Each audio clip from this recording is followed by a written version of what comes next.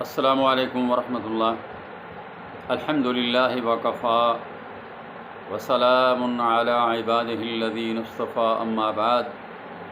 اعوذ باللہ من الشیطان الرجیم، بسم اللہ الرحمن الرحیم۔ والذین ہاجروا فی اللہ من بعد ما ظلموا لنبوئنہم فی الدنیا حسنہ وَلَأَجْرُ الْآخِرَةِ أَكْبَرُ لَوْ كَانُوا يَعْلَمُونَ۔ اور جن لوگوں نے اللہ کی راہ میں ہجرت کی اس کے بعد کہ ان پر ظلم و ستم کیا گیا،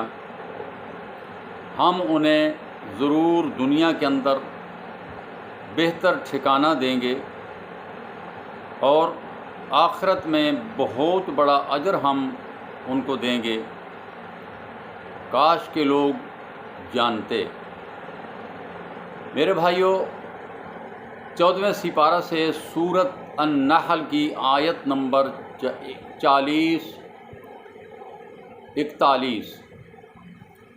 41 نمبر آیت آپ کے سامنے تلاوت کی ہے۔ دین اسلام پر قائم رہتے ہوئے، مشکلات کا سامنا کرتے ہوئے، وطن تک قربان کرتے ہوئے، یہ اللہ تعالیٰ جل شانہ کا خاص کرم ہے اپنے ان بندوں پر کہ جو آخرت کے طلبگار ہوتے ہیں، اللہ کی خوشنودی کے طلبگار ہوتے ہیں، دین اسلام کی خاطر قربانیاں دینے کے لیے ہر وقت تیار رہتے ہیں۔ میرے بھائیوں، کہنے کو یہ ہجرت بہت چھوٹا سا لفظ محسوس ہوتا ہے، لیکن اس کے اندر جو مشکلات، جو صعوبتیں، جو تکالیف انسان کو پہنچتی ہیں، اس کا اندازہ میں اور آپ نہیں کر سکتے، اور خاص کر اس وقت جب دشمن آپ کے لیے رکاوٹ ہو، آپ پر ظلم و ستم کر رہا ہو اور آپ کو ہجرت سے روکنے کی کوشش کرے، تو آپ اندازہ لگائیے کہ اس وقت کہ جب انسان کے پاس اونٹ، گدھا اور خچر کے علاوہ سواری نہیں تھی،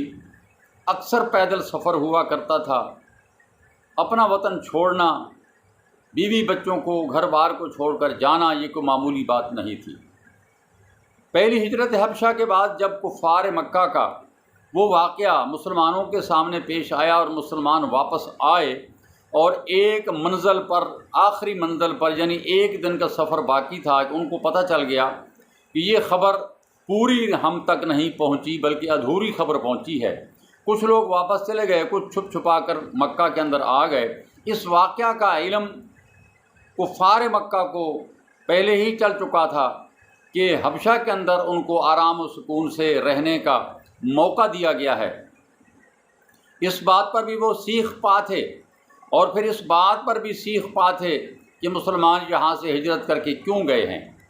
اب جب دوبارہ یہ واپس کچھ لوگ آ گئے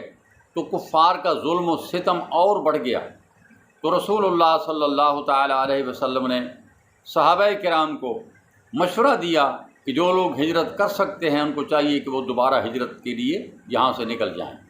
تاکہ کفار مکہ کی جو ظلم و ستم ہیں ان سے بھی اپنی جان بچا لیں اور اللہ تعالیٰ کی عبادت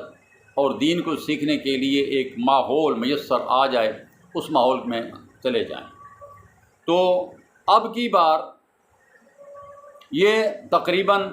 80 مرد اور 18 عورتیں، یہ بہت بڑی ہجرت تھی۔ یہ کس حال میں گئے؟ کفار مکہ بھی چوکنا تھے، لیکن اللہ کے ان بندوں کی بھی اللہ تعالیٰ کی طرف سے نگرانی تھی، اللہ محافظ تھا۔ ان کو بخیریت یہاں سے ہجرت کی طرف اللہ تعالیٰ، اس ملک ہجرت حبشہ کی طرف اللہ تعالیٰ ان کو لے گیا، اور وہاں تک یہ آرام سکون سے پہنچ گئے۔ یہ بہت بڑی ہجرت تھی۔ میرے بھائی، میں جیسے پہلے عرض کر گیا ہوں کہ صرف کہنے کو بات بڑی ہلکی ہے، لیکن یہ آپ اندازہ لگائیں کہ کس طرح انہوں نے سمندر پار کیا ہوگا، کس طرح وہ سفر پہ گئے ہوں گے، دشمن کا ڈر اور خوف علیحدہ۔ تو اللہ تعالیٰ کے رسول صلی اللہ علیہ وسلم کی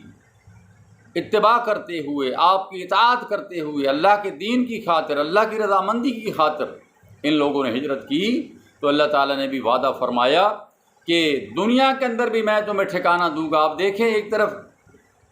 حبشہ کے بادشاہ نجاشی ان کو وہاں رہنے کے لیے پوری جو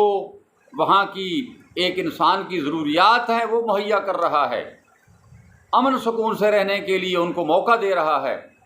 اور جب مدینہ کی طرف ہجرت کر کے آپ صلی اللہ علیہ وسلم اور آپ کے ساتھی جاتے ہیں